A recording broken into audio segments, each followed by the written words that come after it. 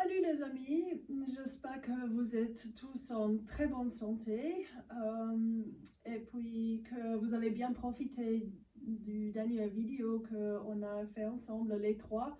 Bon, comme vous observez, c'est que moi aujourd'hui. Malheureusement, c'est très difficile de faire une vidéo avec 2 mètres entre nous, il n'y a pas assez de place sur l'écran, donc je vais essayer comme ça et puis on voit ce qui se passe. Bien sûr, c'est un peu compliqué d'expliquer avec mes mains des fois et de faire la posture en même temps, mais on va voir. On fait tous l'expérience ensemble. On va commencer avec Supta Swastikasana aujourd'hui. Et puis, bien sûr, Supta Swastikasana, normalement, on le fait avec un bolster. On est couché. Et puis, on croise nos jambes sur le bolster avec les tibias bien avancés. On essaie d'avoir nos cuisses parallèles l'une à l'autre. Et après, quelque chose sous la tête, ou une prise, une couverture, ou quelque chose. Ça, c'est bien sûr idéal. Vous pouvez aussi volontiers travailler avec une brique sous le haut du dos, brique comme ça. Si vous avez à la maison, très bien, pour donner un peu de conscience de ce qui se passe au haut du dos et encourager la largeur de votre haut du dos. On place bien le haut du dos sur le brique et puis après, bien sûr, n'oubliez pas d'éloigner les fessiers du bas du dos.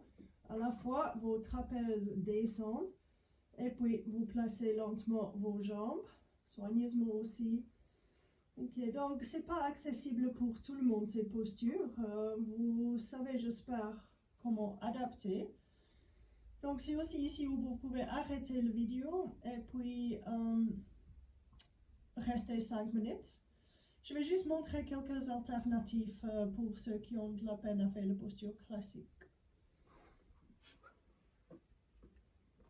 Ok, donc bien sûr, comme on a discuté la dernière fois, vous pouvez être très créatif avec ce que vous trouvez à la maison.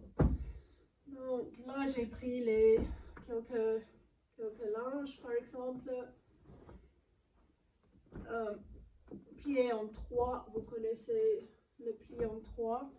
Le hauteur qui peut marcher pour vous. Juste par exemple, quelque chose comme ça. Beaucoup de couleurs est toujours bien pour nous.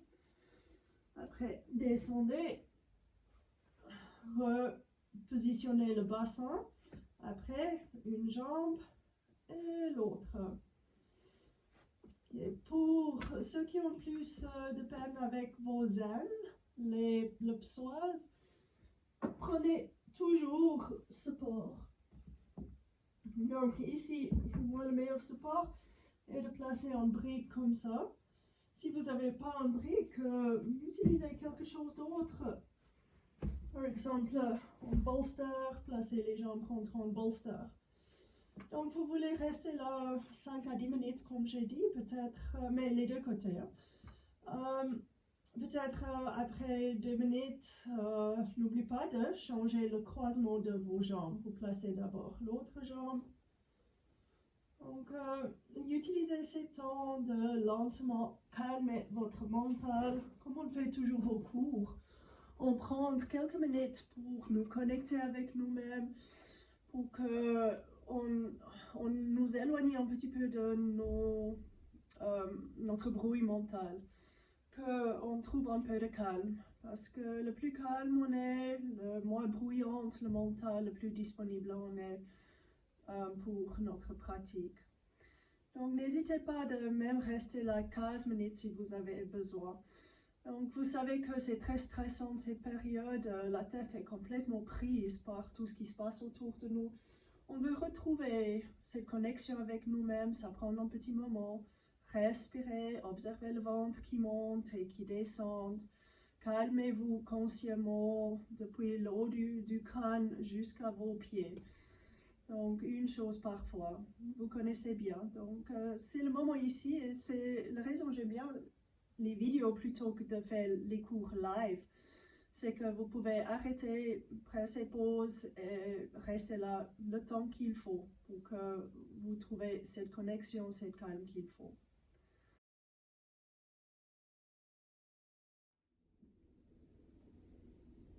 Après votre Supta Swastikasana, pliez vos jambes, enlevez tout ce qui est à côté de vous. Vous pouvez garder ce qui est sous la tête. N'oubliez pas de temps en temps retrouver l'extension de votre nuque. Très bonne technique toujours, c'est de prendre vos pouces, de placer les pouces au front, aux tempes, et après vous placez les doigts aux bases du crâne pour vraiment étirer la base du crâne loin du nuque, cette extension bien installée.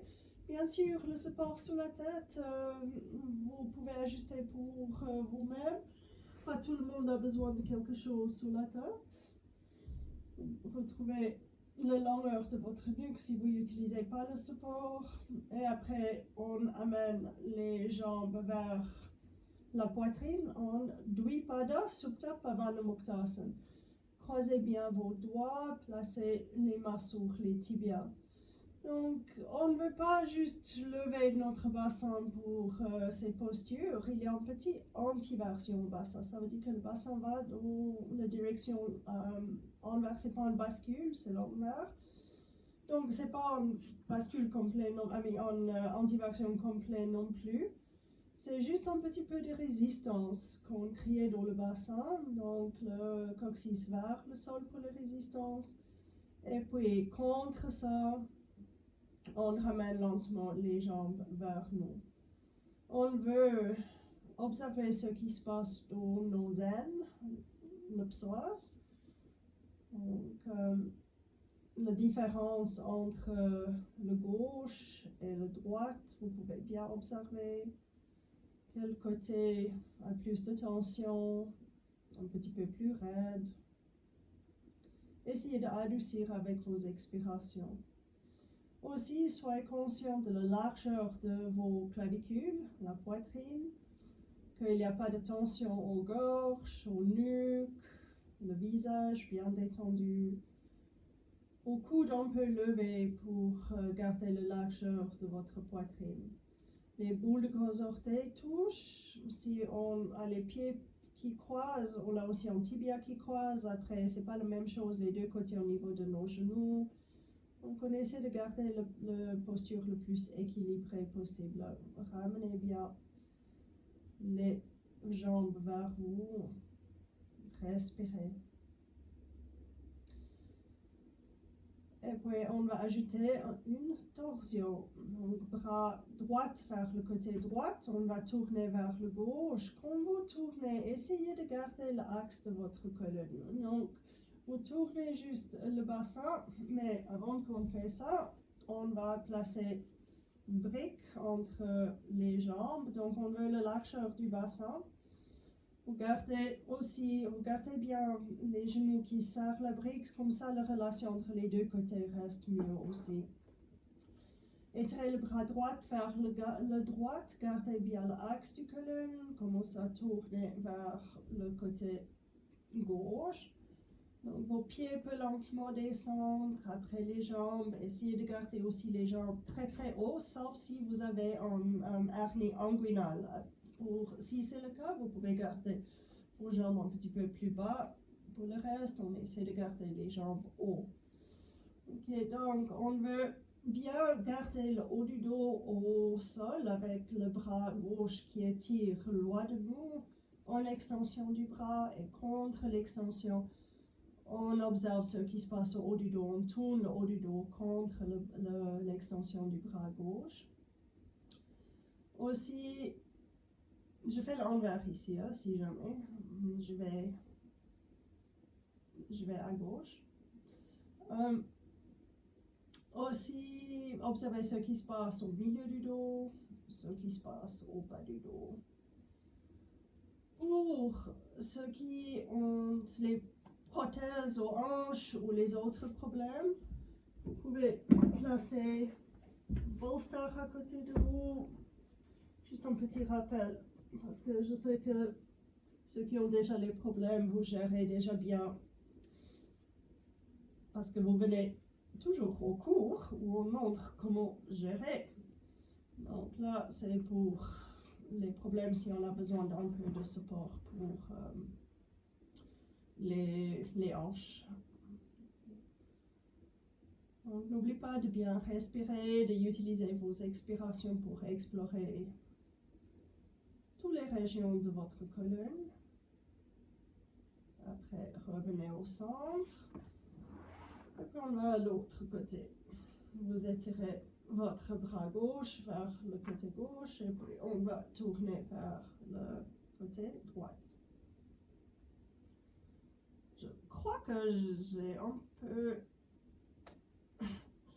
fait la confusion entre mes gauches et droites là, mais vous faites l'autre côté. Yeah. Donc, vous gardez les genoux bien ensemble, serrez bien le brick, commencez à tourner. Vous voulez bien le haut du dos au sol, l'épaule au sol et une bonne extension du bras vers le côté. Contre ça, commencez à tourner votre haut du dos, le milieu du dos et le bas du dos. Observez. Prenez votre temps ici pour vraiment observer. On veut comprendre où on garde nos tensions, nos contractions.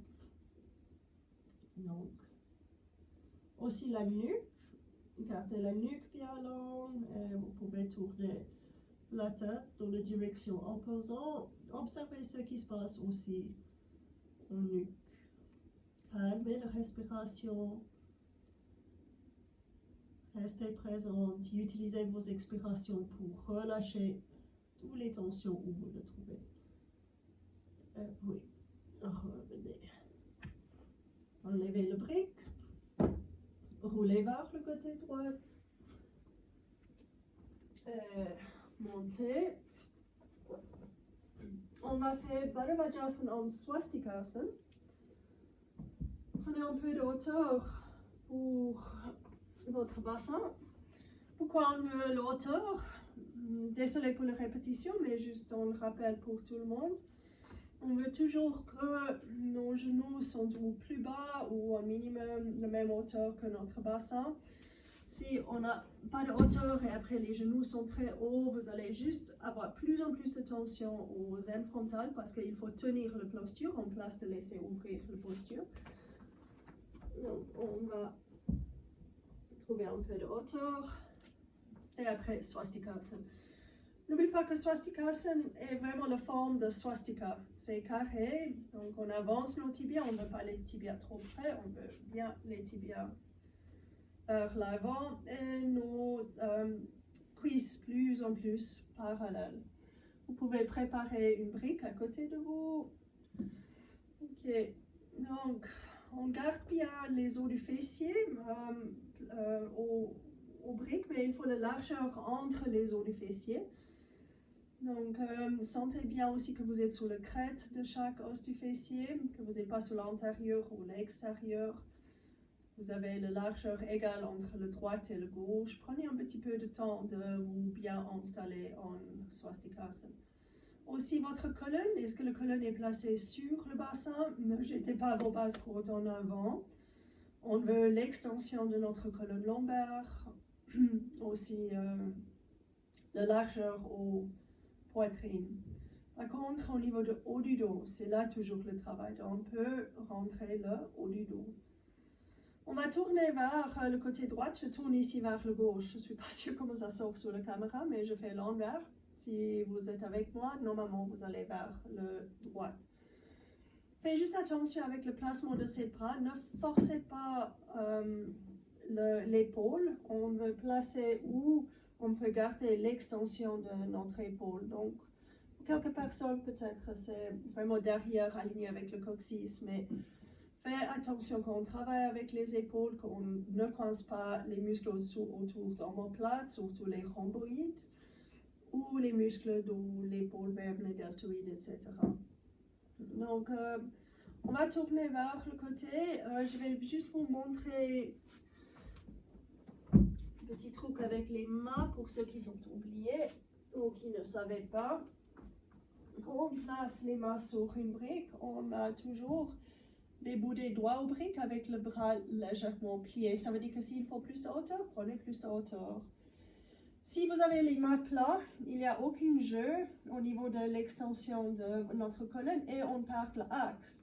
N'oublie pas que toujours dans les torsions, on tourne autour d'un axe. Le bas-ventre, le diaphragme, la poitrine tournent autour. Donc on place bien les bouts des doigts et on presse les bouts des doigts pour créer l'extension des flancs. On inspire, on monte, on est conscient qu'on tourne, qu'on ne perd pas l'axe du colonne. Donc on tourne d'abord le bas du dos sur une expiration. On inspire, on tourne le diaphragme. On inspire, on tourne bien le haut du dos. Et après, peut-être, on peut aussi tourner la tête. Ne dirigez pas vos torsions depuis la tête. Donc, on veut que la tête suive la torsion. Donc, tournez toujours depuis l'arrière de votre crâne. Ici, vous tournez depuis là. Ce n'est pas le menton ou les yeux qui dirigent la posture. Prenez un petit peu de temps ici. Soyez conscient que votre os du fessier droite et la cuisse droite restent bien descendants. Sur les inspirations, colonne longue, sur les expirations, on tourne, mais utilisez surtout la posture pour vraiment explorer ce qui se passe au bas du dos, ou le milieu du dos, ou est-ce que le problème est plus haut du dos. Donc n'oublie pas, on ne veut pas courir loin de nos problèmes, nos petits trous coincés. On veut nous engager avec, on veut explorer, on veut comprendre ce qui se passe. Donc, moins bien, surtout où vous êtes moins bien, passez un petit peu de temps là, expirez, et revenez. On tourne vers l'autre côté, je vais tourner les briques aussi, vous pouvez changer les croisements des jambes, bien sûr idéalement vous pouvez faire un croisement gauche et droite, changer le croisement, faire encore une fois gauche et droite. Mais j'essaie de gagner un peu de temps ici.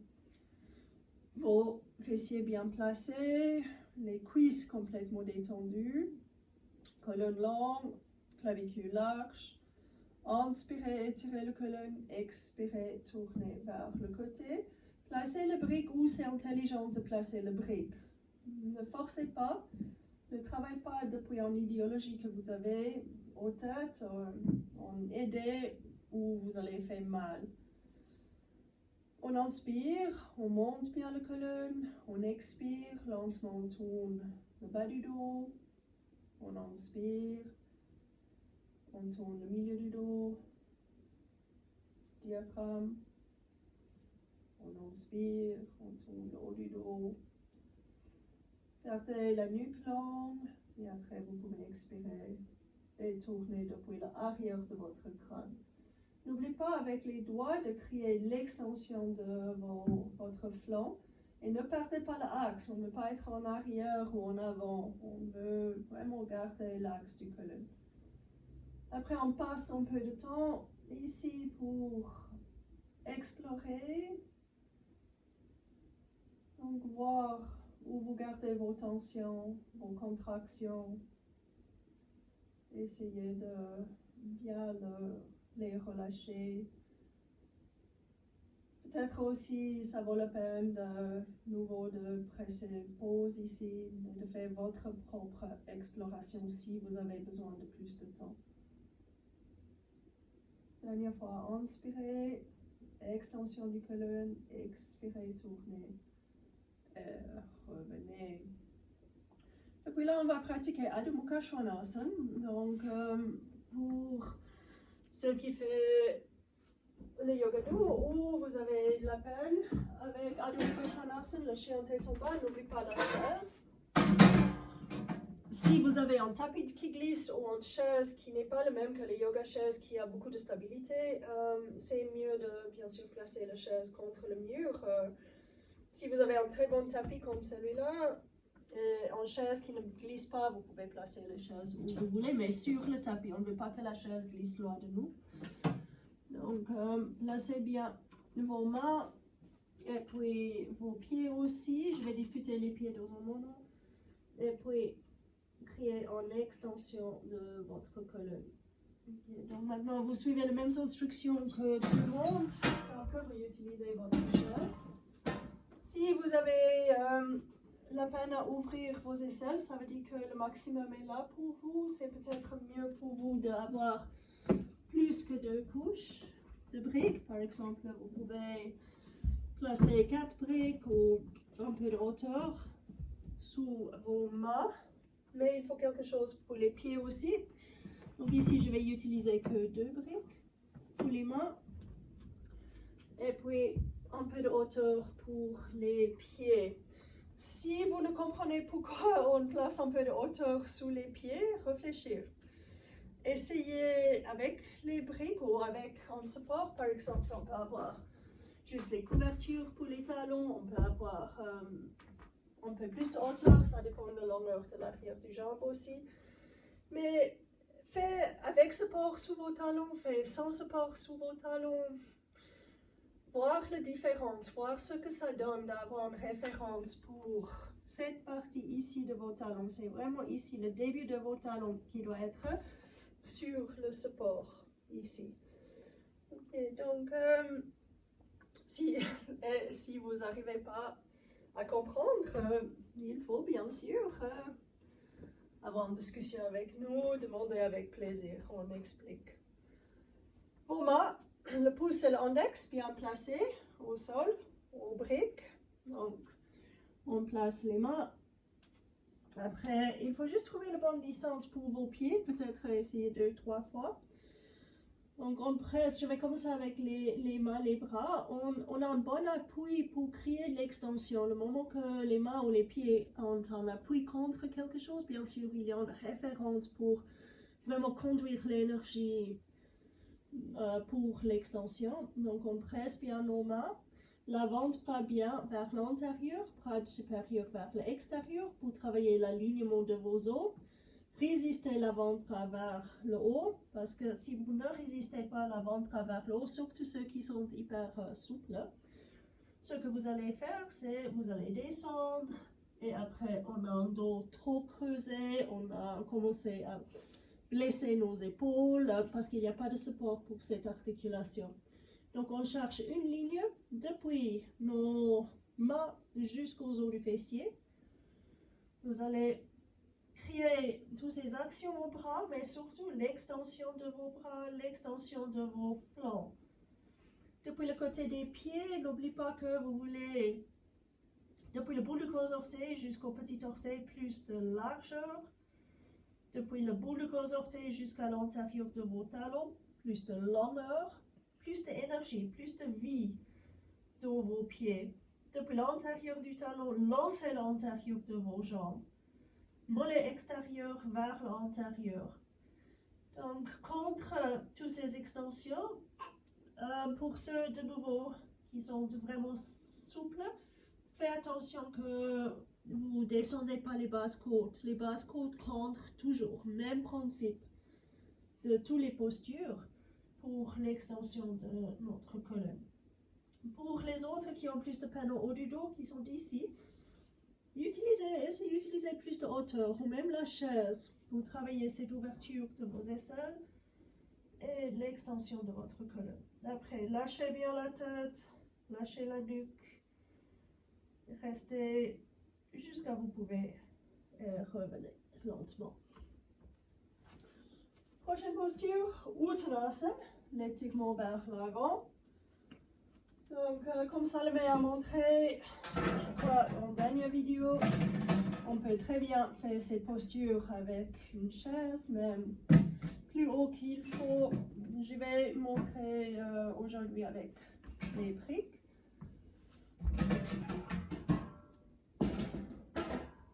Tellement important les pieds. N'oubliez pas, si vous avez une hyperextension aux jambes, ça veut dire que vos jambes bombent en arrière comme ça. Mieux de travailler avec les pieds contre le mur. Ça va vous donner la référence pour l'alignement de vos os. Pour le reste, on peut bien travailler avec les pieds 5 à 10 cm depuis le mur et les pieds vraiment vers l'extérieur du tapis pour le premier Uttanasana. Pourquoi de nouveau? Parce que ça donne un accès énergétique beaucoup plus intéressant. Jusqu'à on est plus chaud et on commence à avancer un petit peu. Donc, placez bien vos mains au briques et recommencez avec les pieds. De nouveau, qu'est-ce que c'est la vie, l'énergie dans vos pieds? Réveillez vos pieds avec la pression de boule de gros orteil sur le largeur de chaque pied, sur le voûte plantaire, plus en plus de longueur, pressez bien l'intérieur. On a un peu discuté ces pieds les dernières quelques semaines, donc n'oubliez pas, si vous pouvez voir tous les tendons dans vos pieds, vous avez un pied vivant. Donc on ne veut pas juste laisser tomber les pieds, on veut un pied qui peut vraiment lancer l'extension qu'on cherche. Et n'oublie pas qu'on travaille l'extension de notre colonne dans cette posture. Mais on ne peut pas juste avoir une colonne longue sans ce travail. Mollet extérieur vers l'intérieur aussi. Donc, utilisez l'énergie dans vos pieds, l'énergie dans vos jambes, les cuisses, les rotules, puissamment actifs pour donner plus en plus d'extension aux colonnes. Donc, vous pouvez bien sûr travailler avec plus de hauteur, moins de hauteur. Juste faites attention vers le fond. On est très tenté de juste laisser tomber le haut du dos parce que bien sûr, c'est très satisfaisant pour l'ego. Si vous sentez que vous pouvez aller plus loin, n'oubliez pas que c'est gentiment le ventre qui rapproche notre cuisse.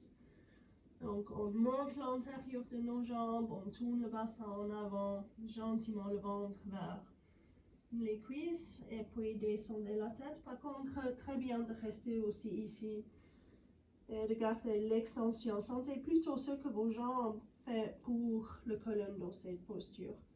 Extension, lâchez la tête, lâchez la nuque. Vous pouvez volontiers de nouveau arrêter, faire 2 à 3 minutes ici. Et puis, inspirez et revenez.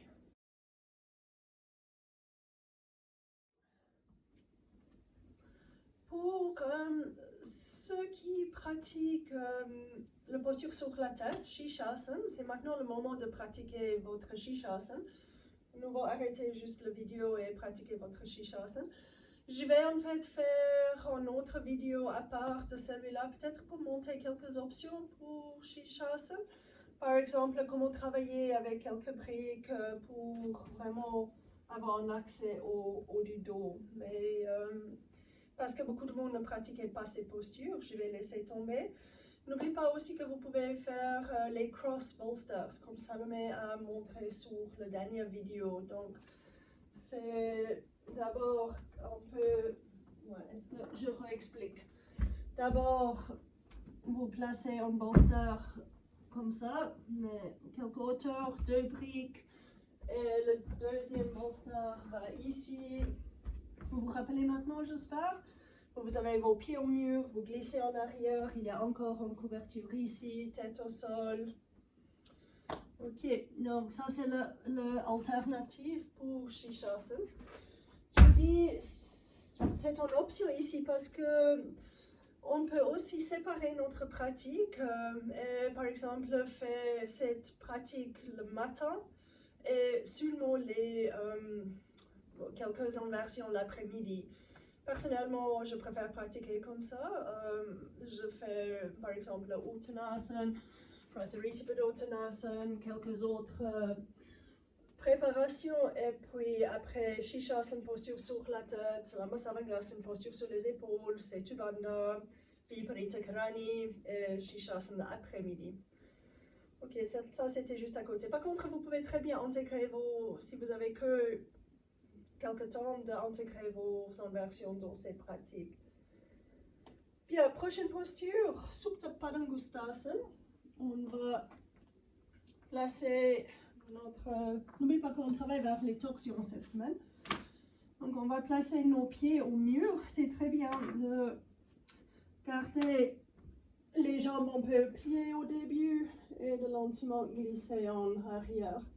les pieds bien placés au mur. Faites juste attention, levez la tête et regardez. On a la tendance d'avoir une pied un peu vers l'extérieur, surtout le droite.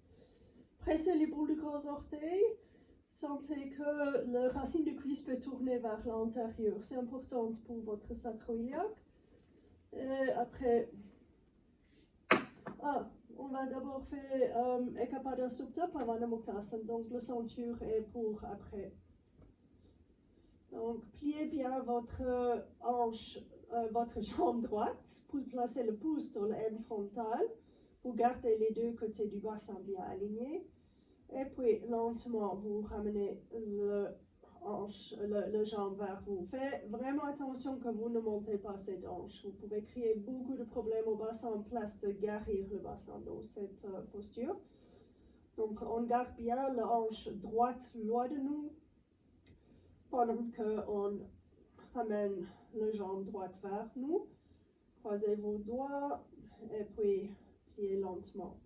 Donc, aussi dans l'installation de cette posture, on a fait il y a 2 semaines, donc je suis sûre que la plupart d'entre vous savez déjà. Mais on presse bien le bout de gros orteil et puis on garde bien l'arrière de cette jambe collée, la jambe gauche collée au sol. Hanche bien loin de nous et après on ramène la jambe vers nous. Ça veut dire qu'on ne veut pas juste faire un trou comme ça parce qu'on veut les genoux vers nous et après on oublie complètement la référence, la résistance du jambe au sol. Donc, jambe bien au sol, hanche bien loin de nous. Et depuis là, on commence à bien relâcher l'aine frontale droite. Donc, observez constamment la relation entre les deux côtés du bassin, les actions, les extensions du jambe gauche. Presse bien le mur avec le bout de gros orteil, tournez les cuisses vers l'intérieur, levez les cuisses, descendez les cuisses au sol. Poitrine bien ouverte, aussi votre nuque longue, gorge détendue, visage complètement détendu. Après, étirez le bras droit vers le côté droit et on va tourner vers le côté gauche. Le pied qui est au mur peut tourner. Mais vous créez l'extension de l'intérieur du jambe, vous cherchez le mur avec votre talon. Donc on tourne gentiment sur le côté, étirez bien votre bras droit vers le côté droit et on tourne lentement vers le côté gauche. Donc travaillez depuis l'extension de nouveau de votre bras droit. Expirez, voir ce qui se passe au haut du dos.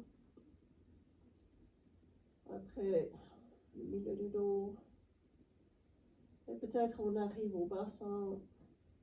Mais la posture veut vous amener où vous êtes de nouveau un peu bloqué, vous avez des contractions ou des tensions. N'oubliez pas de créer une bonne extension du bras au sol et vous pouvez aussi bien tourner la tête. Après, revenez. Placez la jambe droite bien au mur. Basculez le bassin. Et puis, descendez bien votre cuisse droite au sol, le pouce aux aines frontales. Ramenez la jambe gauche vers vous sans lever l'hanche gauche. On veut l'hanche gauche bien loin de nous.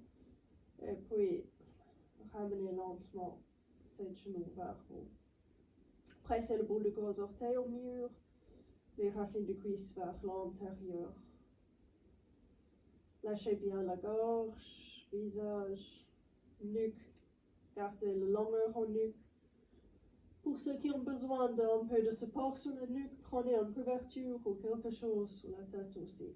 Et ramenez bien cette jambe vers vous. Oula. Mon ventre pâle. Observez l'aine. Est-ce qu'on peut adoucir? Je montre un peu une fois. On peut garder l'arrière du jambe bien connecté avec le sol. On ne veut pas juste lever et oublier la jambe qui est au sol. On travaille une chose contre l'autre. La jambe contre l'aine frontale, ouverte aux aines frontales droites. Vous pouvez volontiers placer un poids sur cette cuisse aussi pour aider à ouvrir votre aine frontale. bras gauche vers le côté gauche en extension. Vous tournez le pied qui est au sol, vous cherchez le mur avec votre talon pour garder l'antérieur du jambe très très long. Et puis on va tourner. Donc le haut du dos bien au sol, épaule gauche vers le sol. Et contre ça, on tourne lentement. Bas du dos, milieu du dos, haut du dos. Surtout ici, bien sûr, on est en contact avec les muscles aux poitrines. Étirez bien le bras loin de vous. Contre ça, tournez bien votre dos. Cherchez de nouveau le mur avec votre talon. Et puis tournez la tête vers le côté gauche cette fois. Respirez, aucune tension, explorez. Et puis revenez. Deux genoux aux poitrines. Dvipada, Supta, Pavana Muktasana. L'autre était Ekapada, une jambe, Dvipada, deux jambes ou deux pieds.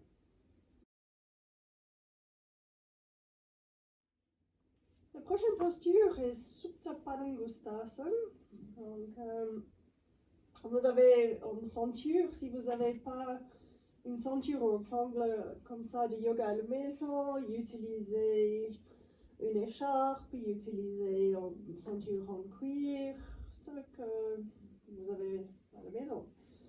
Ok, donc on commence de nouveau avec la référence du jambe au sol, pressez le bout du gros orteil contre le mur. Et bien sûr, si vous n'avez pas un mur, imaginez qu'il y a un mur, que vous pressez votre gros orteil. Gardez le pied actif, cuisse active.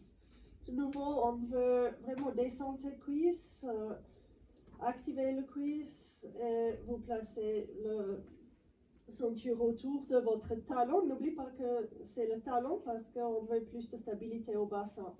Si on a la ceinture plus haut, bien sûr on peut travailler, mais on est plus tenté d'être dans le stretching si la ceinture n'est pas au talon. Moins de stabilité. Hein? Donc on presse bien le bout du gros orteil au mur, on descend bien la jambe qui est au sol. Et après, de nouveau, vous pouvez commencer avec le pouce aux ailes frontales ou vous pouvez avoir une deuxième ceinture autour des cuisses et pieds. Ça va très bien aussi. Ok, après, personnellement, j'aime bien avoir mes mains antérieures, mais c'est égal comment vous tenez votre ceinture. Et puis, vous tendez lentement la jambe avec résistance. Donc, pour beaucoup d'entre nous, on doit d'abord tendre la jambe un peu plus loin de nous, peut-être c'est même plus bas. Donc, ne jugez pas où est votre jambe. Ce n'est pas une compétition, on veut juste un accès à l'arrière de notre jambe pour éventuellement relâcher notre colonne. Alors, je dis toujours éventuellement, mes élèves rigolent, c'est pas ça, c'est vers le fin, enfin. Bref. Les deux hanches bien alignées, et puis avec résistance, vous tendez votre jambe droite. Si vous travaillez avec trop de vitesse, vous allez juste tendre la jambe ou vous tendez la jambe, vous n'allez jamais sentir le limite que le cuisse monte contre l'ischio-jambier derrière, et comme ça on surétire très très vite nos muscles. Donc deux côtés du bassin bien alignés. Et puis on tend lentement avec résistance notre jambe droite. La hanche droite vraiment descendant. Explorez la relation entre les deux côtés du bassin. Votre cuisse active, pied actif. Vous pouvez explorer de nouveau ce qui donne un pied mou, pied actif au niveau des actions de nos jambes. Et on veut vraiment une cuisse qui donne les instructions aux ischio-jambiers d'avoir plus d'extension.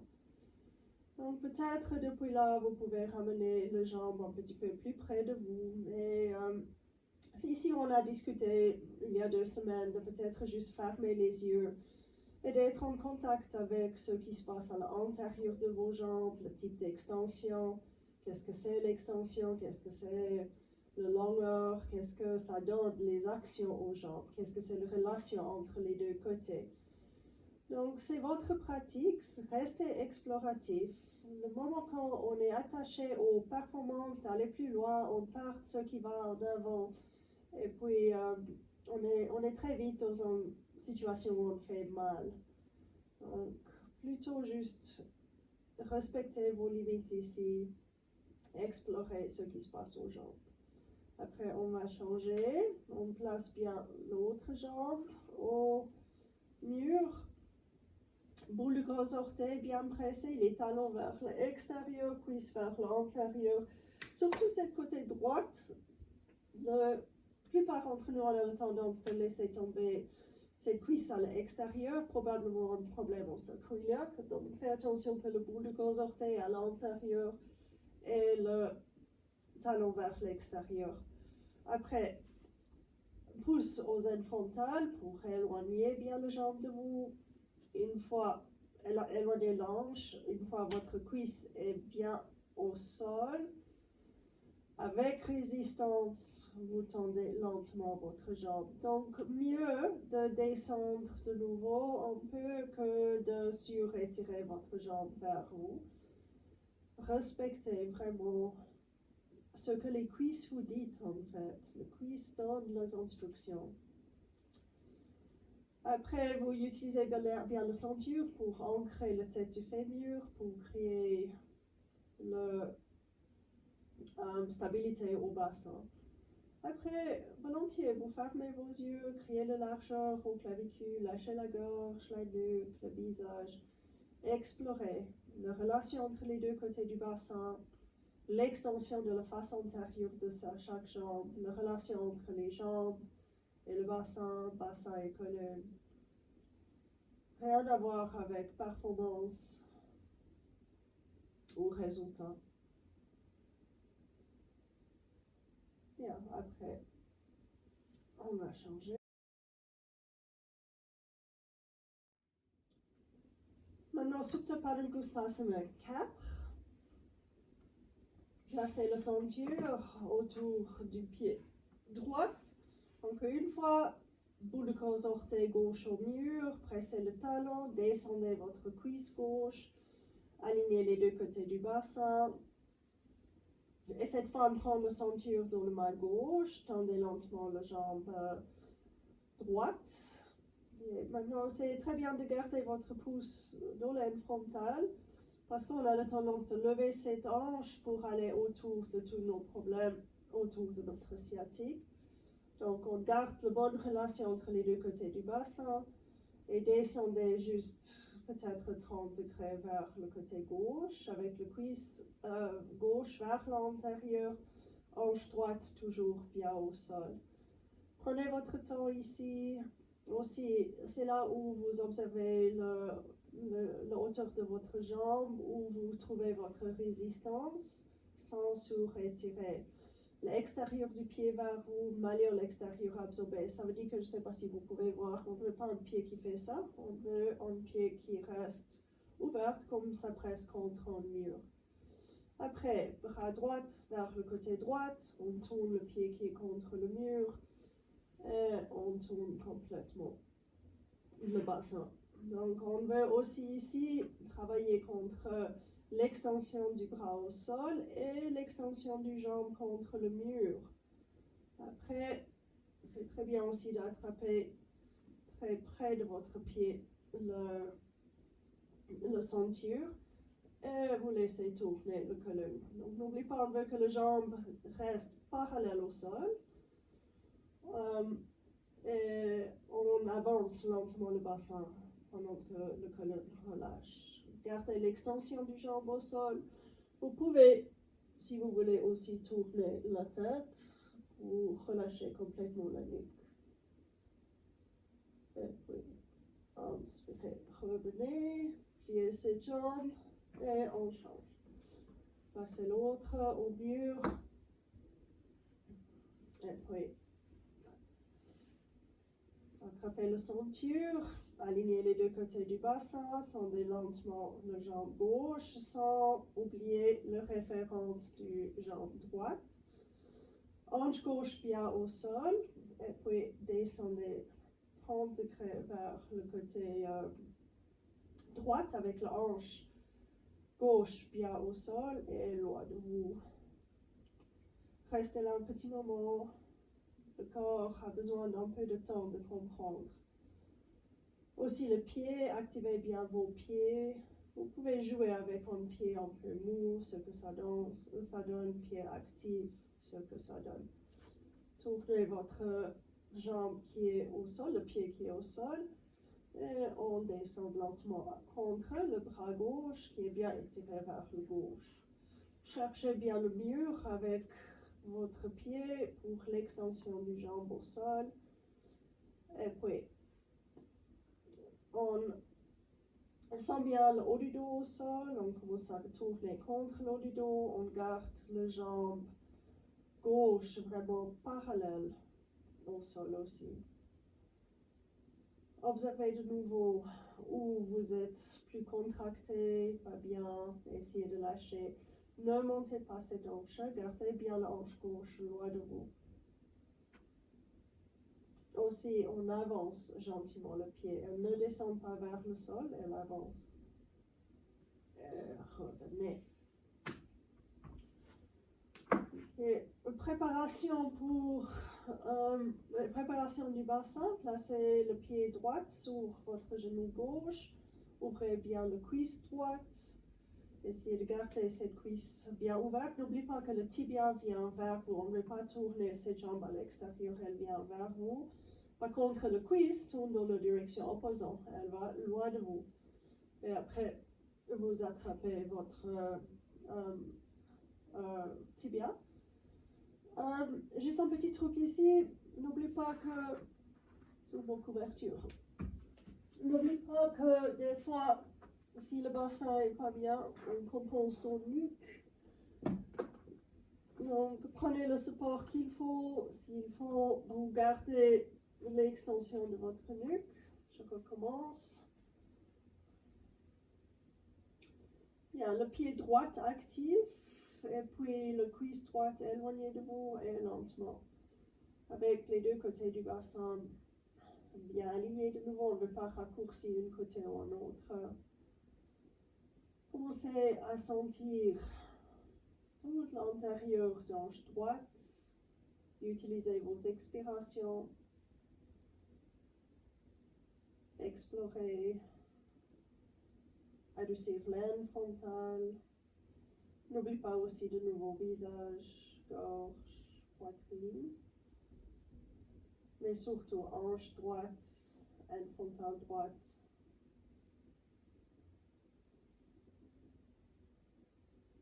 Demandez-vous constamment, qu'est-ce qui se passe à l'intérieur de cette articulation? Est-ce que je peux adoucir, relâcher des choses? Et si je ne peux pas, je ne juge pas, l'approche est toujours avec patience, douceur, empathie, compassion. Et on change. Pied gauche sur le genou droit, on ouvre bien, mais on ne laisse pas tourner cette tibia à l'extérieur, elle vient à l'intérieur, le cuisse loin de nous. Lentement, vous ramenez cette jambe vers vous. Donc, encore une fois, tellement important de trouver assez de hauteur sous votre nuque pour l'extension de votre colonne. Donc, aussi visage détendu, gorge détendue, nuque détendue. Et commencez à explorer l'intérieur de votre bassin, l'aine frontale gauche, tout bien doux, détendu, relâché. Il y a les jours où rien ne bouge. Ne jugez pas. Notre travail est d'apprendre et de comprendre ce qui se passe avec nous. De nouveau, patience, douceur, compassion, empathie. Aussi le ventre, très très doux.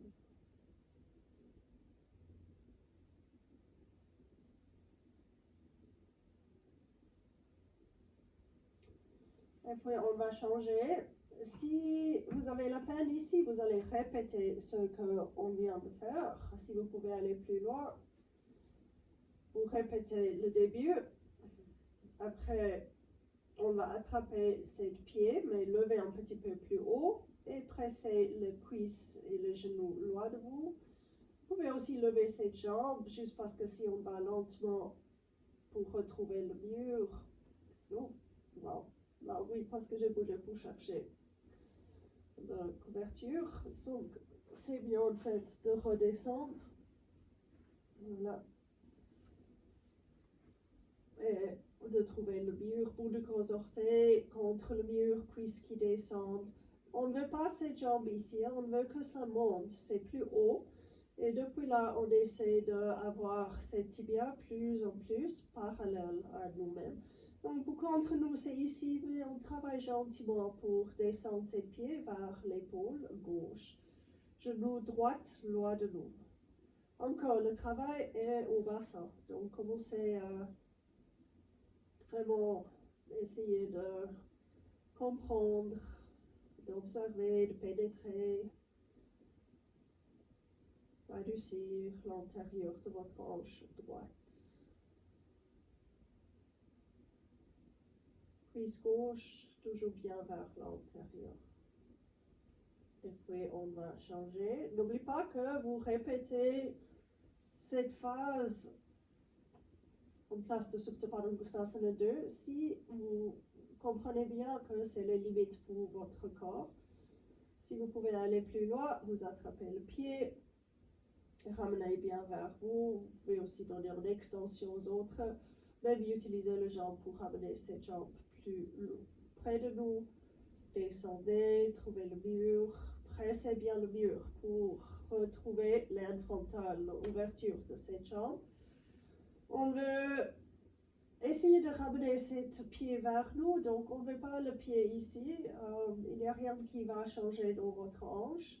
Donc on bouge vers la résistance. Résistance dit qu'il faut monter par l'épaule droite et lentement on ramène cette jambe vers nous. On essaie de presser la cuisse loin de nous. À la fois éloigner la hanche gauche de vous et puis explorer ce qui se passe à l'intérieur de votre hanche gauche. N'oubliez pas de respirer, soyez conscient de toute tension que vous pouvez avoir au visage, gorge, nuque. Respiration calme. Lentement, cette jambe vers vous. Plus en plus haut aussi le pied, vers la résistance. Et revenez.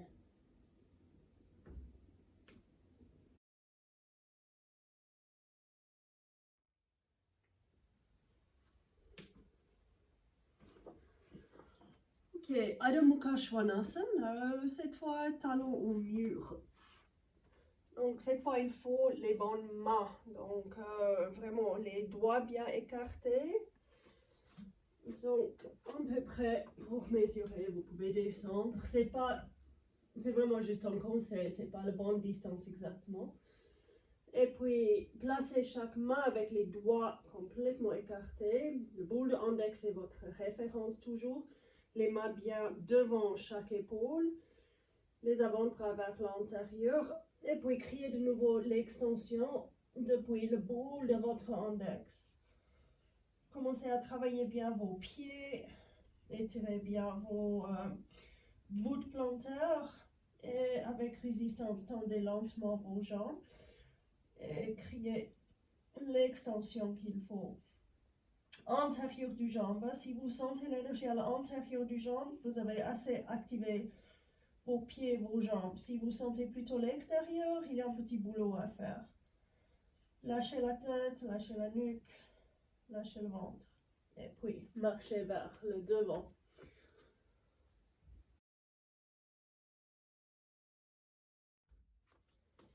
La prochaine posture est Ekapada Swastikasana.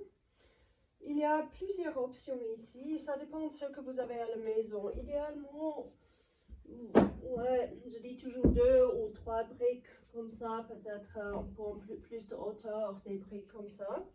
c'est la posture avec la jambe droite vers le devant d'abord. Et puis, il faut créer l'angle droit avec votre jambe droite.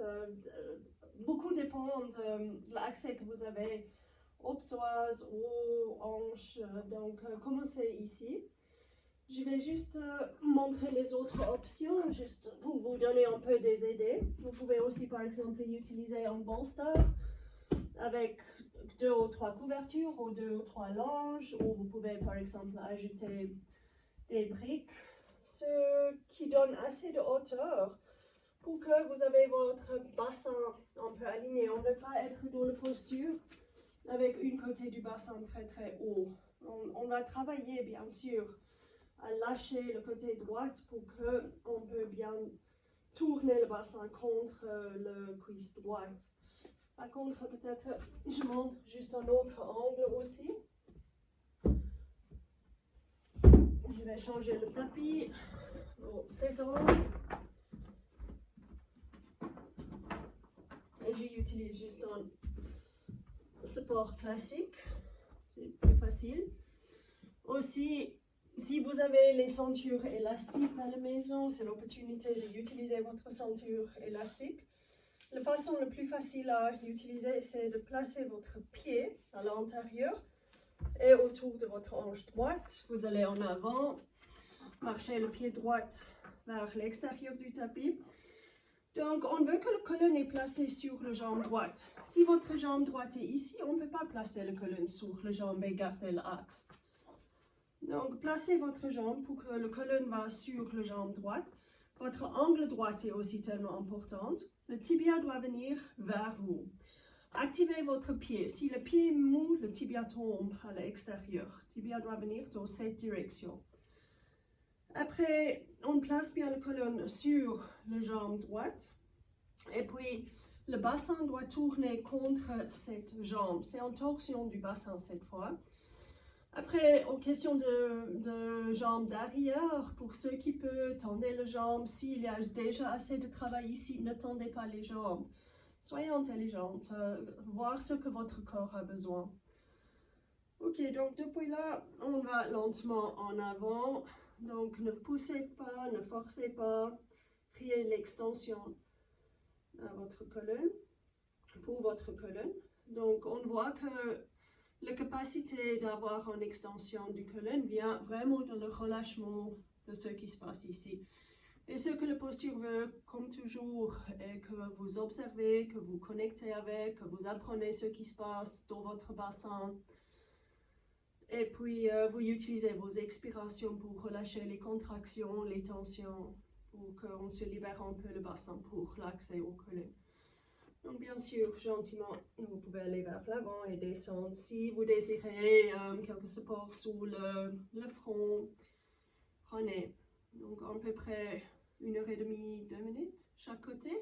Malheureusement, c'est mon Nathalie qui fait enregistrement, donc je ne peux pas utiliser les timers. Donc, au niveau de temps, je vais peut-être un peu décaler là. De l'autre côté, je montre encore une fois. Vous mettez le pied à l'intérieur du ceinture. Et si vous n'avez pas une ceinture élastique à la maison, cette posture est très bien faite sans l'élastique. L'avantage de cet élastique, la ceinture, c'est que ça garde bien la hanche en arrière. Et on peut travailler bien avec résistance contre la jambe derrière contre la hanche gauche. Donc, une relation mieux entre les deux côtés du bassin. Encore une fois, on voit bien où et comment vous placez cette jambe. Donc, le plus de soi, le plus de conscience vous prenez de l'installation, le plus d'accès vous avez à votre bassin. Tibia vers vous, activez bien votre pied. Après, pour ceux qui peuvent, vous tendez lentement la jambe derrière et contre la jambe devant et la résistance du jambe aux cuisses droite. Vous tournez bien le bassin gentiment en avant. N'oubliez pas qu'on essaie de créer l'extension aux colonnes. Donc, vraiment, c'est dommage de juste laisser tout tomber et de descendre si on peut vraiment travailler sur l'extension. Donc c'est une question aussi de changer notre conscience, nos habitudes, on voir où on manque d'espace, où on peut créer plus d'espace. Donc on reste là un petit moment et puis attends jusqu'à votre corps comprendre que ça commence à relâcher, tourner plus en plus votre bassin vers le côté droit. Donc c'est vraiment en torsion contre vos jambes. Clavicule large, sternum bien étiré vers le devant. Revenez et changez encore une fois. Voilà. Crochez le talon, crochez l'aine frontale, c'est talon gauche. Hein. Toujours bonne idée aussi quand vous travaillez avec une ceinture, de placer la ceinture pour que vous pouvez tirer vers vous. Donc c'est bien placé autour de jambe droite. Et là, si je dois serrer, je peux facilement juste tirer vers moi. Donc, avec conscience, avec soi, c'est une certaine culture mentale, on essaie de développer l'approche, le soi comprendre dans l'installation de chaque posture va vraiment déterminer pas seulement l'énergie, mais aussi le soi comprendre dans la vie quotidienne, chaque fois on est face à quelque chose.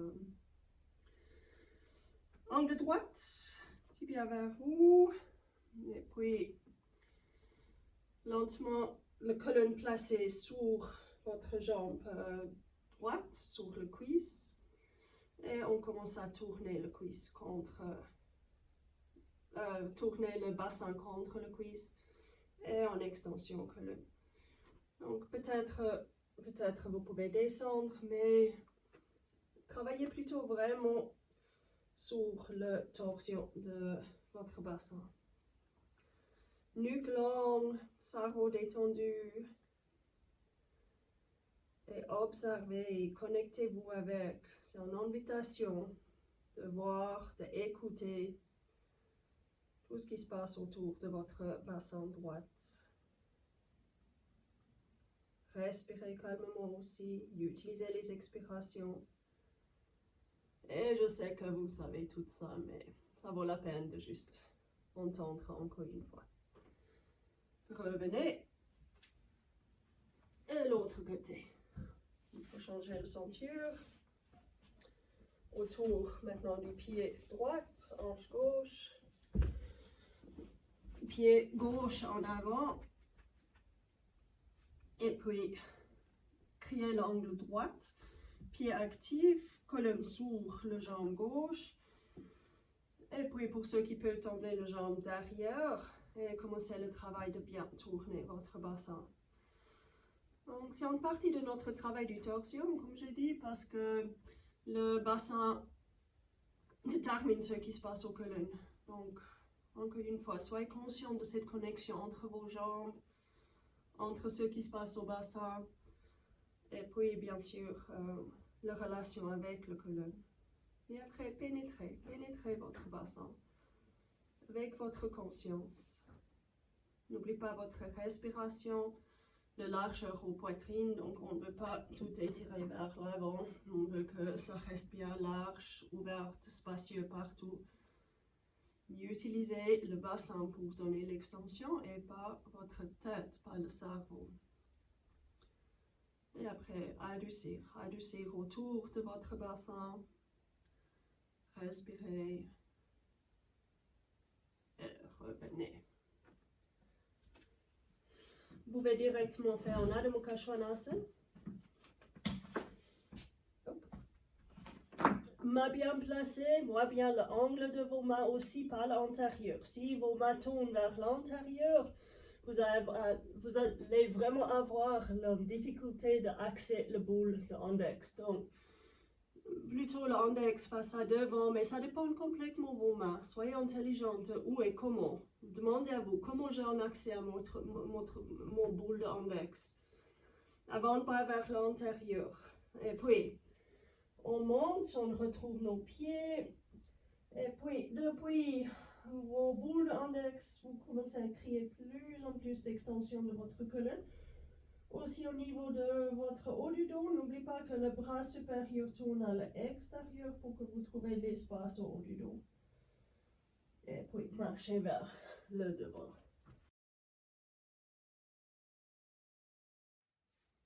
Prochaine posture, en Bharadvajasana sur la chaise. Une de mes postures préférées, c'est sur la chaise aide énormément. Donc, vous voulez bien placer vos pieds, une bonne relation pieds-jambes, et puis une brique entre les genoux.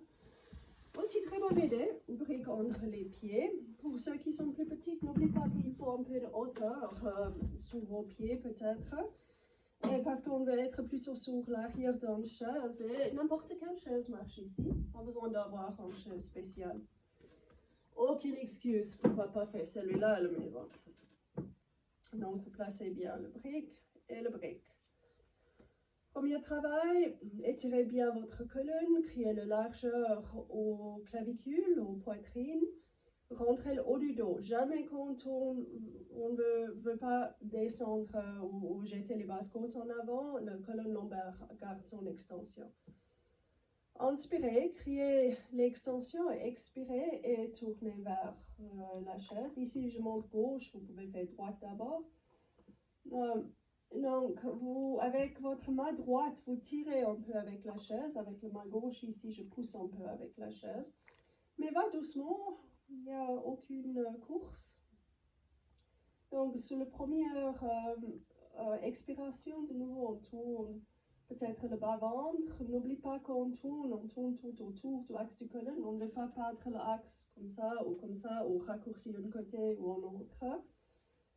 On étire bien la colonne et on tourne. Faites attention ici à l'épaule gauche, si vous tournez vers la gauche, épaule droite si vous tournez vers la droite.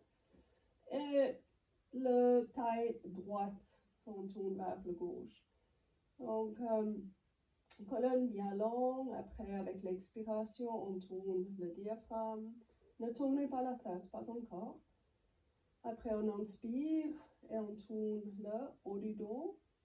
Une fois votre torsion est complète, juste pour prendre les bonnes habitudes de ne pas diriger depuis le mental, depuis la tête, on tourne la tête toujours en dernière.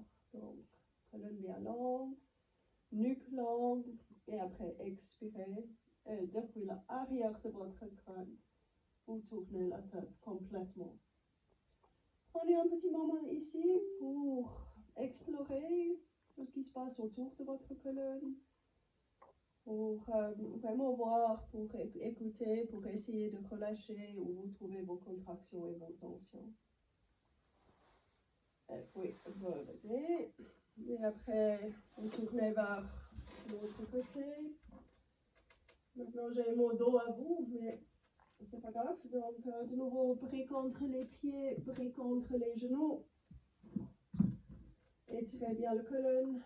Et tournez gentiment. De nouveau, faites attention à votre axe aussi, de ne pas descendre une pôle, de ne pas raccourcir en taille. Donc, vous pensez bien à tourner le bas-ventre autour de votre diaphragme parce que vous tournez depuis le bas de votre dos, la base du colonne. Et puis, le diaphragme, gentiment, utilisez la chaise, épaule droite, bien descendant. Si vous tournez vers le droite ou le gauche, vers le gauche. Inspirez pour les extensions, expirez, tournez, clavicule large, trapèze descendant, nuque longue. Et puis maintenant, une fois on a bien tourné, tout va bien, depuis l'arrière de notre crâne, on tourne aussi la tête. Lâchez la nuque aussi, essayez de voir s'il n'y a pas de contractions et les tensions au nuque. Utilisez les inspirations pour créer plus en plus d'espace aux colonnes et les expirations pour tourner. Explorez le bas du colonne, ce qui se passe, milieu du colonne et le haut du colonne. Après, revenez.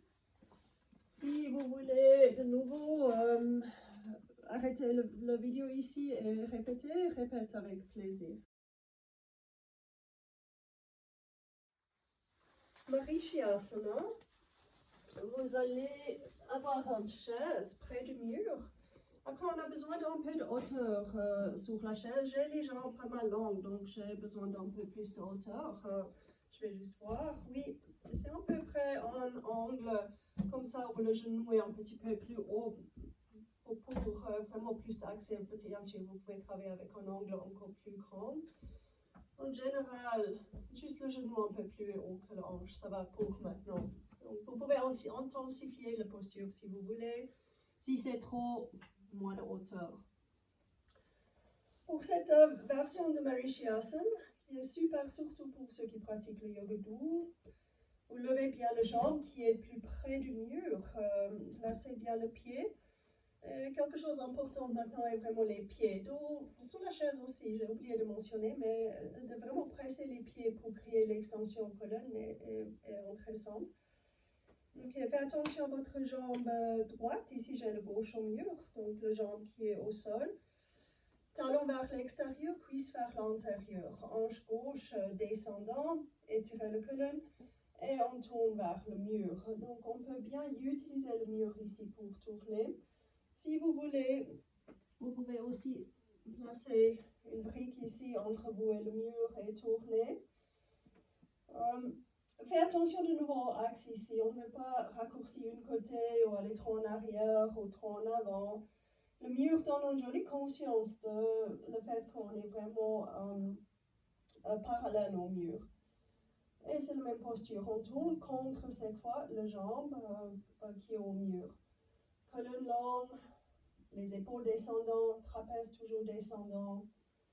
Inspirez, levez la colonne, expirez et tournez. Et puis, on va relâcher et vous changez le côté vers l'autre côté. Vous levez la jambe droite ici. Placez l'ange gauche au mur. Donc, faites attention que le hanche n'est pas plus haut que l'autre. Descendez bien. Cette jambe importante, que le cuisse tourne vers l'intérieur et que vous n'avez pas les pieds placés avec le talon à l'intérieur, comme si le talon plutôt vers l'extérieur. Le bassin droit du bas du dos, étirez bien le colonne et tournez. Donc gardez bien votre axe de nouveau. Vous pouvez utiliser le mur pour voir les angles depuis les deux côtés. Donc, c'est pas en arrière ou avant ou dans cet côté, mais aussi de ramener les deux côtés du poitrine plus en plus parallèle au mur. Donc, travaillez contre les distances du cuisse au sol en arrière et l'autre hanche qui descend. Les inspirations pour monter et les expirations pour tourner. Respirez. Pas de tension au trapèze. Descendez bien vos trapèzes. Nuque longue. Et puis, oui. Je vais juste montrer depuis l'autre angle. Aussi, si vous n'avez pas un mur, bien sûr vous avez tous les murs, mais des fois les murs sont trop couverts, pas tout le monde trouve. Vous pouvez aussi pratiquer juste cette posture ici avec un pouce dans votre aile frontale et puis votre bras contre le jambe. Donc ici, il faut vraiment trouver la stabilité. C'est un bon exercice de retrouver vos jambes, de trouver l'intérieur de vos pieds, jambes, créer plus en plus de stabilité et de tourner. Par contre, le deuxième côté, vous pouvez bien pratiquer maintenant. Montez votre jambe, pressez bien surtout votre bout de gros orteil ici, le talon. Préparez votre autre pied, talon vers l'extérieur. Hanche au mur qui descend, inspirez, montez, expirez, commencez à tourner vers le mur. Faites de nouveau attention à vos axes, que la colonne va pas en avant, en arrière, loin du mur, près du mur. Que tout reste bien parallèle au mur. Et puis on tourne bas du dos, milieu du dos, haut du dos, et vers le fond aussi votre tête. Donc on tourne contre la résistance du jambe au sol, aussi que la hanche gauche qui descend. Inspirez, montez, expirez et tournez. Revenez, je montre l'autre côté. Juste parce qu'il faut répéter 2 fois, donc je fais avec vous. Placez bien votre pied, bout de gros orteil bien pressé. Ici aussi le talon. Le talon est important. Ici, talon vers l'extérieur, cuisse vers l'intérieur. Descendez votre hanche droite, étirez le colonne. Et vous tournez bien vers le mur. Marichyasana. Colonne longue, faites attention à vos axes. Et puis tournez votre poitrine plus en plus vers le mur, contre la résistance du cuisse gauche le cuisse au sol et l'autre hanche qui descend. Donc, sternum bien levé, les épaules qui descendent. Et en tourne, vous pouvez aussi travailler à tourner la tête. Revenez. Parivrita Trikonasana maintenant. On arrive gentiment vers ces postures debout. Toujours important d'avoir quelque chose sous le talon derrière parce que l'appui de votre talon derrière en Parivrita Trikonasana va vous donner vraiment l'accès à votre jambe. Et n'oubliez pas exactement comme on vient de voir en Marichyasana, il faut tourner contre les jambes. Ici en demi-brique pour le talon ou une planche si vous avez une planche, si vous n'avez pas peut-être une brique comme ça ou même vos couvertures, vous pouvez utiliser pour la jambe gauche. Donc ces postures aussi peut-être fait une fois comme je montre ici, peut-être fait encore une fois contre le mur. Je vais montrer les deux options. Placez votre jambe gauche et si vous voulez, vous pouvez travailler l'extension de l'arrière de vos jambes, le tendon d'Achille aussi. Les postures comme Utkatasana travaille bien ça. Ou vous pouvez prendre vos briques, loin du mur, sur le bout de vos orteils et puis extension de l'intérieur de vos pieds et lentement, vous pouvez vraiment faire une extension de votre talon vers le sol. Fessier loin du bas du dos.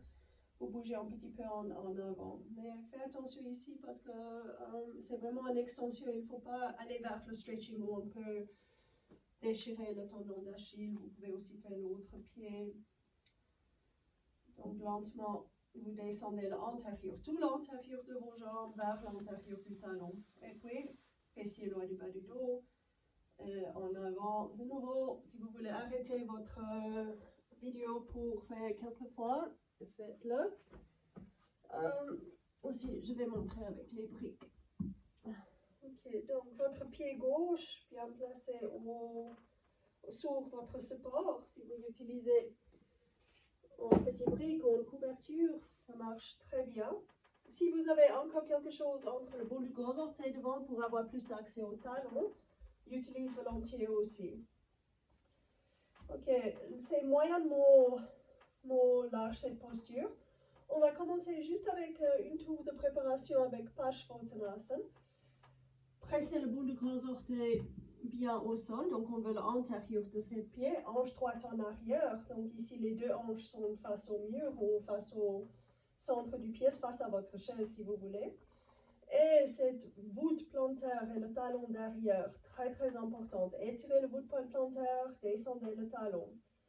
Maintenant, étirez bien le devant de votre colonne, sternum, et descendez en avant. Donc, de nouveau, faites attention, on tombe facilement à l'extérieur de votre pied, retrouvez l'intérieur. Si vous pouvez aller plus loin, vous pouvez descendre sur votre coude, mais on ne veut pas juste descendre et avoir un dos rond, on veut créer beaucoup d'extensions. Si vous pouvez aller plus loin, descendez vos coudes sur la chaise, vous pouvez aussi au moins de briques ici.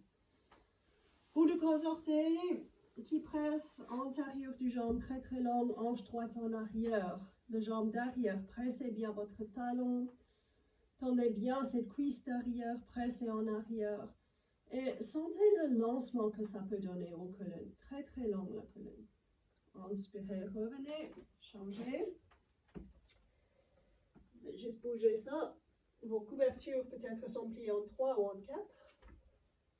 Cette fois, bout de gros orteil, antérieur du pied, le talon qui presse, hanche gauche bien en arrière. Et depuis l'extension du colonne bien en avant. Encore, vous pouvez commencer ici jusqu'à vos jambes sans comprendre bien l'action. Bout du gros orteil, antérieur du pied. Voir qu'il faut toujours résister vers la direction opposée. Quand on veut tomber vers l'extérieur, on résiste vers l'intérieur. Une fois les extensions de vos jambes sont bien créées, peut-être vous pouvez descendre, le haut du dos doit bien rentrer. On garde bien la hanche gauche en arrière, colonne bien longue. Si vous pouvez aller plus loin, enlevez vos briques, gardez bien l'extension de votre colonne. Surtout, observez la relation entre vos pieds, vos jambes et la capacité d'avoir plus en plus d'espace aux colonnes. Inspirez, revenez. On va un petit peu plus loin.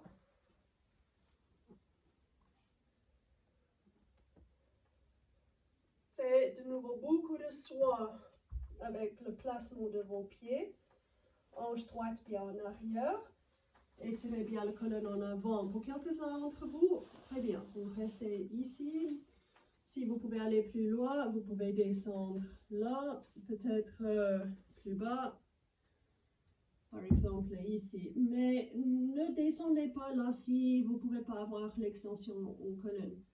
Hanche droite bien en arrière, colonne bien longue en avant. Retrouvez les pieds et les jambes, surtout le cuisse devant, depuis votre boule de gros orteil, le talon derrière, le cuisse derrière.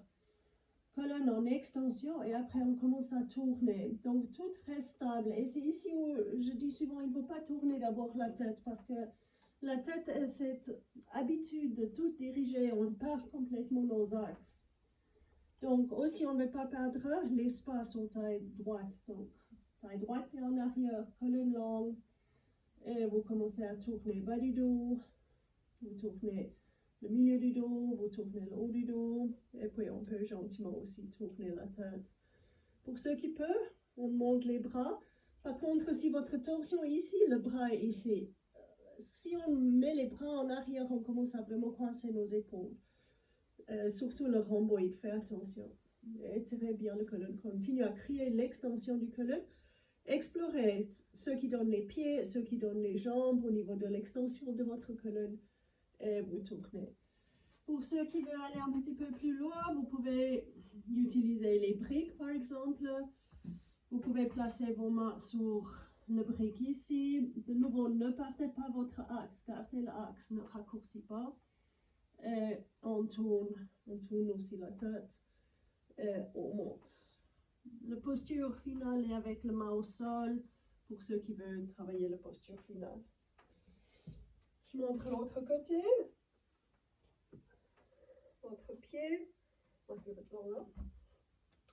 hanche gauche en arrière, étirez la colonne en avant.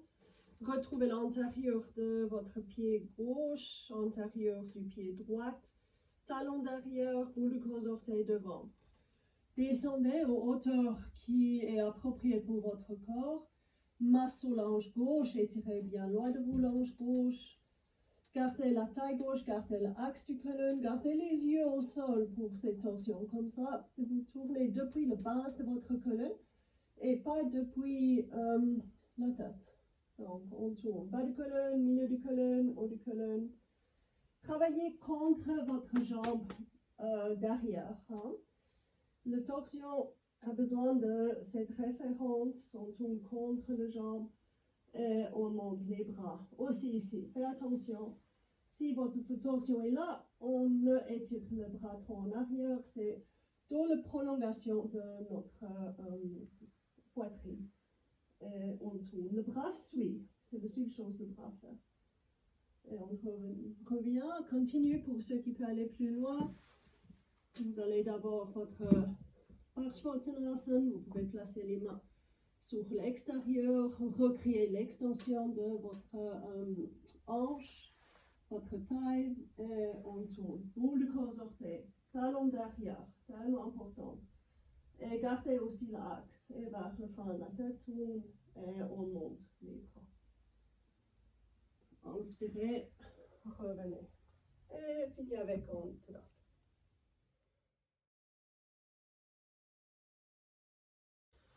Prête à un peu rigoler, parce que bien sûr c'est une posture très drôle celui-là, ou pas. Donc soyez très exploratifs de nouveau. Parivrita Ardha Chandrasana. Donc vous allez D'abord, placez vos mains sur votre chaise et puis vous pouvez d'abord avoir la jambe droite au sol et la jambe gauche au mur. L'important ici est d'avoir le pied qui est face au sol et les deux côtés du bassin bien alignés. Ça veut dire qu'on ne veut pas avoir une hanche plus haute que l'autre. Aussi ici, ce travail du jambe d'arrière est tellement important. On tourne de nouveau contre le cuisse. Maintenant, la torsion dépend aussi l'extension de vos jambes, puis l'accès. Donc, adaptez à votre niveau. Vous pouvez avoir les briques ici. Peut-être vous pouvez avoir les briques plus bas. Ici. Oh, le bras plus bas. La posture finale, bien sûr, les mains au sol pour ceux qui veulent essayer. Donc, travaillez bien votre pied derrière. Levez bien le cuisse derrière. Le antérieur du pied devant, donc le poids sur celui-là est plutôt sur le bout du gros orteil et pas le talon. D'abord, l'extension du colonne et puis étirez la taille droite. Et on garde de nouveau l'axe. Donc, faites attention avec la tête, que vous ne tournez pas depuis la tête. On tourne contre le jambe derrière. Et on tourne bas du dos, milieu du dos et haut du dos. Après, on tourne la tête et si on peut, on monte les bras. Juste au niveau de vos bras, faites attention, si vous avez des problèmes aux épaules, gardez vos bras, même ici, ça va très bien. Et travaillez plutôt vos jambes, antérieures de chaque pied, et puis le cuisse derrière, et explorez à tourner contre votre cuisse derrière. Revenez, on change le côté, on va monter la jambe droite. Jambe gauche bien placée au sol, vous êtes sur le bout du gros orteil ici, vous pressez bien le talon au mur derrière. Extension de votre colonne et ou une brique, deux briques, trois briques ou magazine ou livre ou dictionnaire ou couverture ou ce que vous avez. Placez bien les mains sur la chaise. C'est peut-être plus facile à montrer ici, on ne veut pas raccourcir la taille pour tourner. Si on veut un accès à tous ces muscles au bassin, il faut vraiment ramener le bassin loin de votre taille, loin de votre poitrine. De nouveau, on travaille contre la jambe derrière, la jambe qui est montée. Donc, tendez bien cette jambe, pressez le cuisse. Et puis, étirez bien le colonne et on tourne bas du dos, milieu du dos, haut du dos. Gentiment aussi la tête et puis on peut bien étirer le bras vers le haut. Et on explore le travail de nos jambes, le placement de notre bassin, l'extension du colonne et ce que ça donne au niveau d'accès aux hanches. Et vous pouvez revenir. Et avec grand plaisir, vous pouvez vous étirer derrière. Adya Uttanasana ou Adya Adho Mukha Svanasana, colonne très très longue, lâchez la tête, lâchez la nuque. Respirez. Revenez.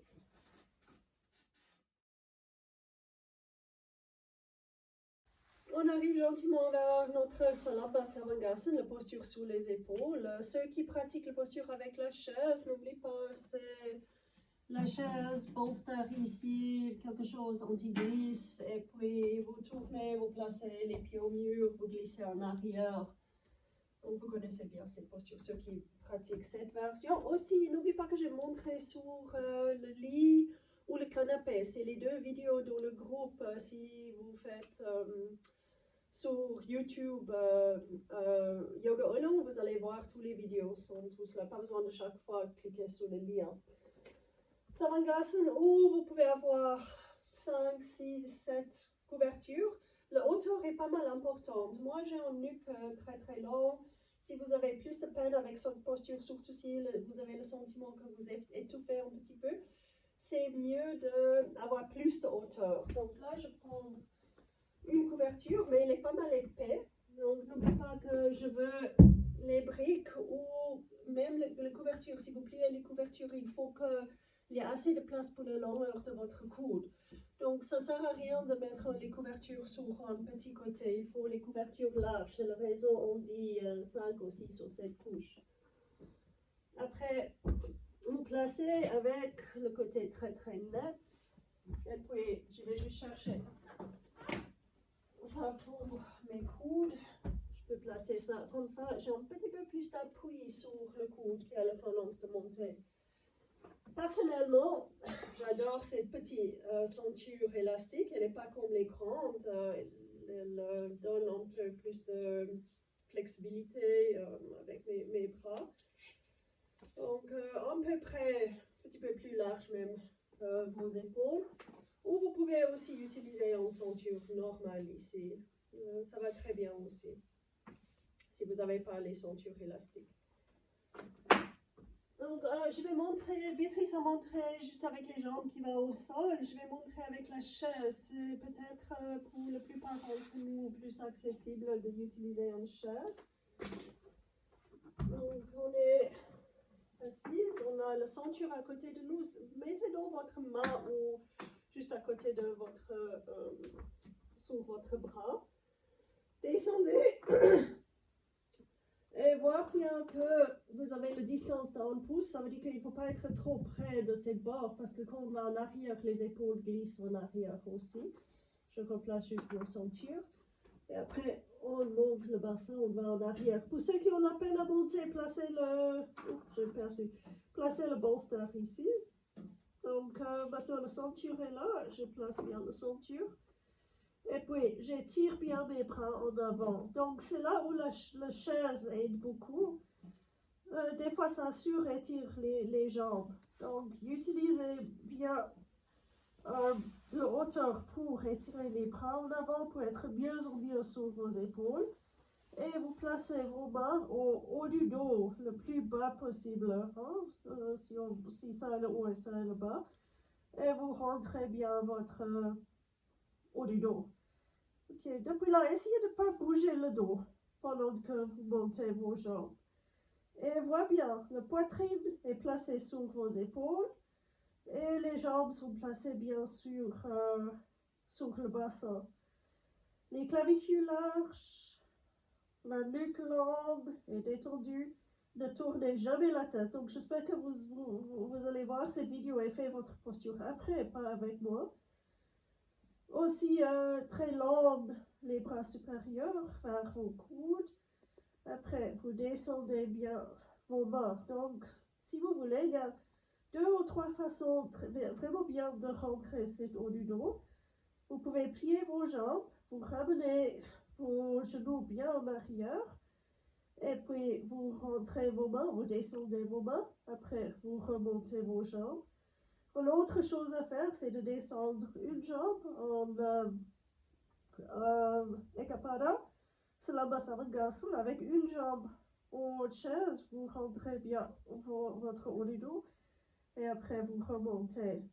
Donc pendant qu'on est là, je montre les instructions pour le Ekapada Sarangasana. Ouf, c'est pas facile de faire la posture et parler en même temps. Il faut garder la jambe, je montre ici gauche, ok, donc gardez bien votre jambe droite, bien étirée vers le plafond, pied en flex, maintenez votre jambe droite dans son position, et puis lentement vous descendez la jambe gauche, antérieure du jambe gauche très très longue. Et c'est là où la chaise est très utile pour cette posture. Il ne faut juste pas descendre l'hanche, il faut garder cette hanche bien haut, exactement ce qu'on vient de travailler dans toutes les postures qu'on a fait pendant cette série. Et après, vous remontez. Après, vous pouvez travailler l'autre jambe. Étirez bien ici la face antérieure du jambe gauche, rentrez bien le haut du dos. Et avec le pied droit en flex, antérieur du jambe très très long. Vous descendez, donc rien change. Vous avez l'antérieur du jambe qui monte bien long, l'antérieur du jambe qui descend bien long, la hanche qui monte bien. Et vous remontez.